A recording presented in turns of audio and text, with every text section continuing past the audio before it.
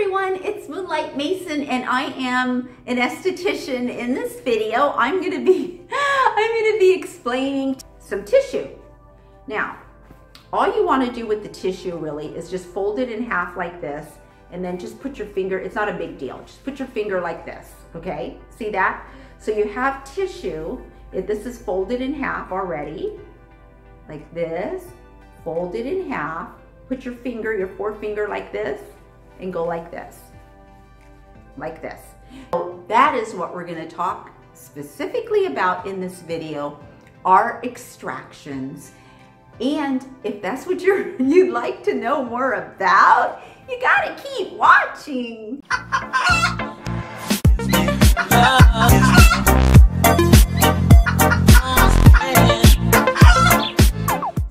Hi, it's Moonlight Mason, and if you're new to my channel, do subscribe. I'm getting so happy, you guys. I'm getting all these new subscribers, and I'm just like really happy, and it makes me want to work harder and make more videos. So with extractions, many of you would like to know how to do them safely at home and why you should not be doing them in the first place. And that's what we're going to talk about now.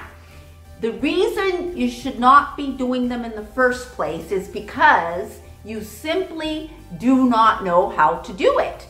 If you know how to do it, it can be safe, okay? So that's what we're gonna talk about. We're gonna assume that you wanna do extractions at home, like when you see a blackhead or you see a whitehead or something, you wanna do it, and how can you do it safely? Okay. Well, what is the danger of doing extractions? Okay, there are actually two dangers in doing your own extractions. One is that you are going to transfer bacteria into an open pore or into an open pimple, especially if it's a whitehead, and that it'll get infected, and that can develop into a cyst, which is under the skin, and you don't want this because you're gonna end up with scarring. So that is like the worst thing that can happen, because once you end up with scarring, for some people, the scar can go away, and for others, it's there forever, depending on how much pigment your skin has.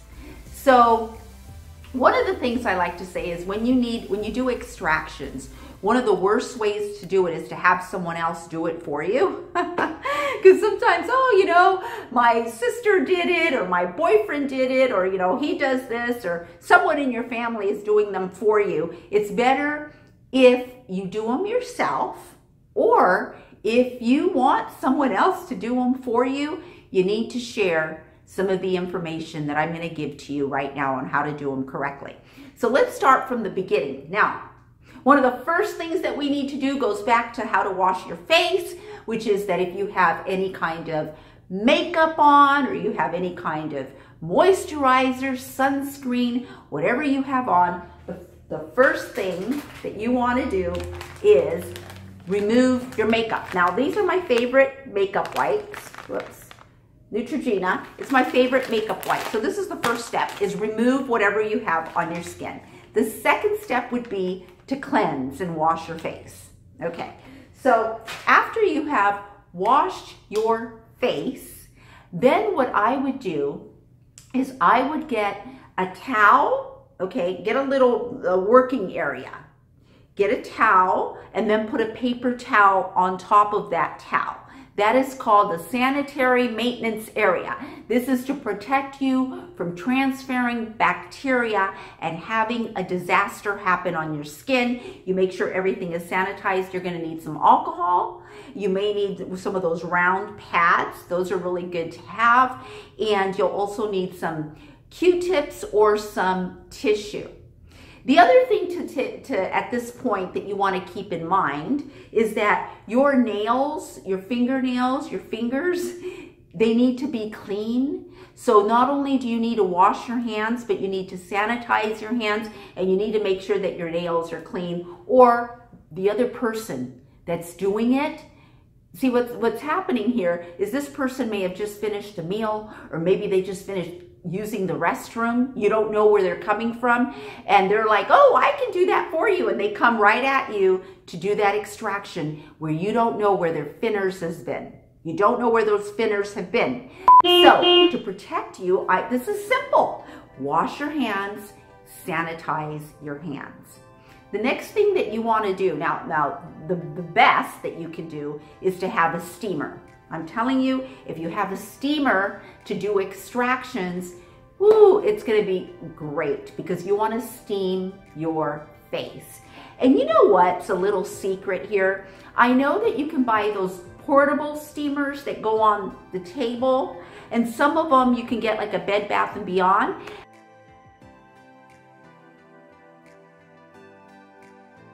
The more you pay for it, I think the better with those portable steamers. But if you're really into doing your own extractions, and it's, you know, those stand-up steamers that professional estheticians use? I'll show a picture right here.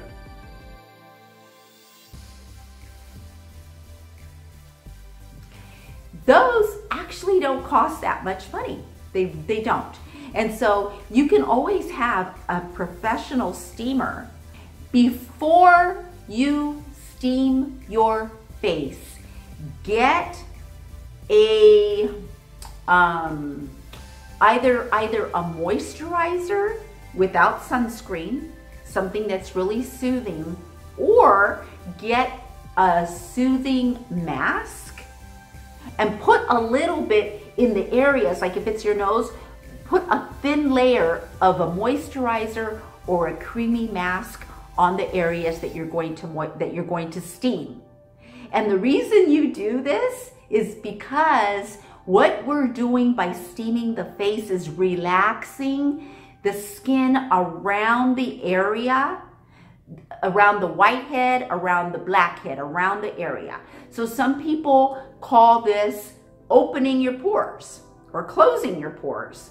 There's no such thing as opening your pores or closing your pores. What you're doing is you're just relaxing the tissue around the area so it's not as tight, so that when they're relaxed and you go in to do the extraction, it should come up a lot easier. Now, after you've steamed your face, you can go in with 2 Q-tips. You can use some tissue. Now, all you want to do with the tissue really is just fold it in half like this, and then just put your finger, it's not a big deal, just put your finger like this, okay? See that? So you have tissue, this is folded in half already, like this, fold it in half, put your finger, your forefinger like this, and go like this, like this. Now, sometimes doing this can be a little too thick already. So it depends on what it is that you're extracting. If it's tiny, you might just want 1 layer. If it's tiny and there's no bleeding or anything like that, you might do better with just 1 layer. And then what you want to do is you want to get as close as possible to where you're going to extract, right? But instead of going like this, you know, go down, like push down and up. So you want to actually, because your pores actually are down like this, right? And you're up here, okay? So we don't go like this. You want to kind of go down and scoop it up. So with both of your fingers, you're actually pushing down and scooping up. Okay, and it's always good advice to do that 3 times in 3 different directions. So you first go like this, then you might go like this, then you might go like, you know, you come from different angles 3 times. And that's it. If it doesn't actually come out, you need to leave it alone and go see an esthetician. If it's like a whitehead where underneath you see pus and you see blood and that stuff comes out, you want to gently keep doing that until it comes clear. And that way you know that you have everything out.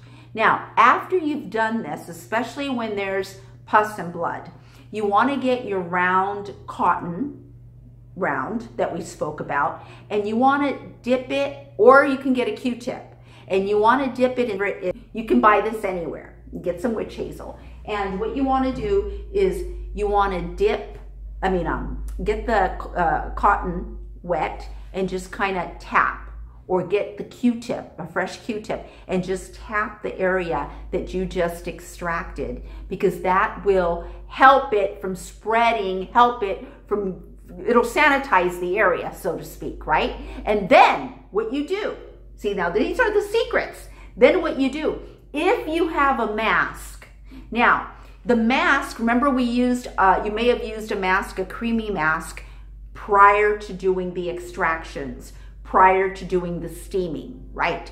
You did not remove that creamy mask. You went right ahead and did the extraction.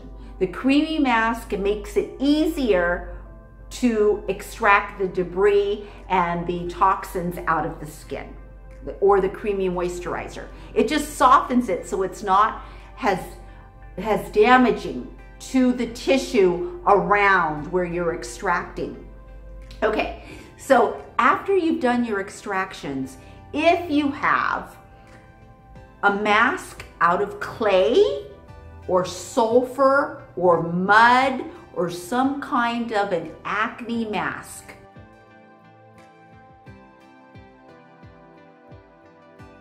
now don't get all freaked out and say, I don't have acne, I just have blackheads. You're not gonna put it all over your skin. What you're gonna do is, after you've sanitized the area with some alcohol or some witch hazel, you're gonna get a Q-tip and dip into the clay mask or the mud mask and just put it on to the areas where you did your extractions. What these masks do is they pull out more of the oils and more of the debris. They just pull it out more. Okay, you let that dry, right? And then you can do a toner over that, and then you gently can put on your moisturizer, or you can put on your sunscreen over your moisturizer.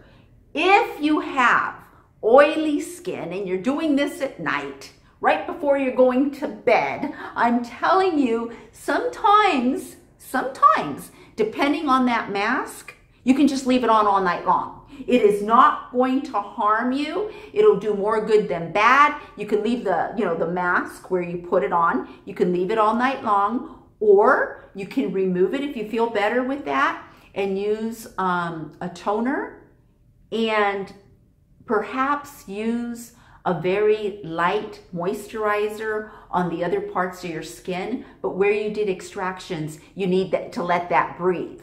See, a lot of people who have, even it does not necessarily oily skin, you could have like really sensitive skin, or you can just have normal skin. If you allow your skin to breathe at night, perhaps with just a serum, this does not hold true if your skin feels dry. Okay, not if it's dry. If your skin feels tight and dry, use a moisturizer. If your skin feels tight, firm, or dry after using your cleanser, that is not a good sign. That is not a good sign unless you're at an esthetician, you're with me, and we're gonna go into doing some kind of peel. Okay, but you don't want your skin to feel tight and dry on a daily basis after using your cleanser. That is a sign letting you know that the cleanser you're using is the wrong type for your skin. You really don't want to feel anything at all. So, and getting back to what I was saying, a lot of times it's better to go to bed without any moisturizer so that your skin can breathe. Now, in the morning when you wake up, regardless of you're doing extractions or whatever you're doing, one of the best little things that you can do, or even if you've done extractions that night, is, I mean, it depends on how you do it. Some people brush their teeth in the shower. Some people brush their teeth before they go in the shower. I'm talking if you brush your teeth before you go in the shower, just lightly wash your face and then get your mask, the same one, right? And then put it over where you did the extractions, and maybe you can get, if you don't have extractions, just as daily skincare, you can get your cleanser if you have acne skin and your cleanser has an active ingredient such as salicylic acid or benzoyl peroxide, or some other active ingredient.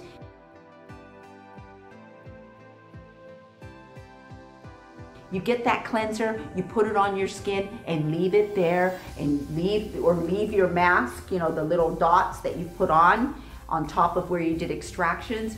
Go and take a shower, do what you gotta do, and if it comes off, it comes off, because even just a few minutes or 5 minutes in the morning with a mask is gonna give you really great results. You're gonna up your skincare. Some of you may be using a tool, an extractor tool, and if you are, you want to use alcohol and clean that tool with alcohol before you start jumping around to another place to extract. So every time you use a tool, if you're using a tool to do an extraction and you're done, clean it with a cotton and some alcohol. Clean that tool before you go to the next one. And then you have that paper towel. Remember I talked about that? You get that paper towel, you put it in the garbage, you wash your hands, and this is how you'll avoid scarring your skin. Sometimes it's permanent when you make a scar. So if you don't have a steamer, that's okay. You can boil some water and put your face over, you know, steamy water.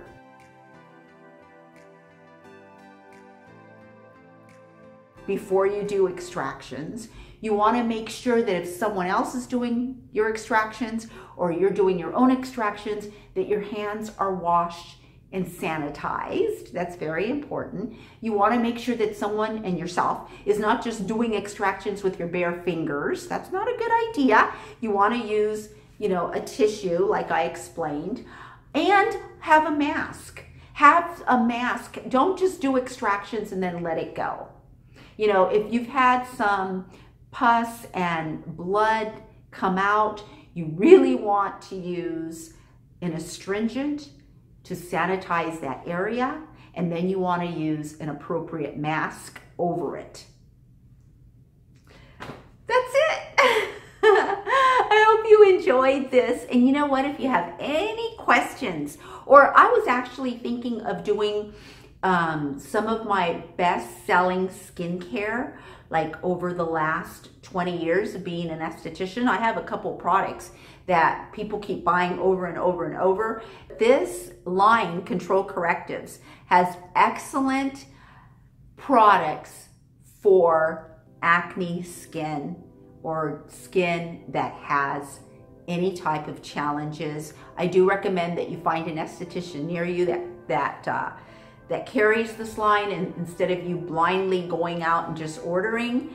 I'm always available, so if you want me to answer any of your questions, leave your comments below. It was fun making this video for you guys, and let me know what other kinds of skincare videos you would like to see. I'm Moonlight Mason, and I will see you in my next video. Bye.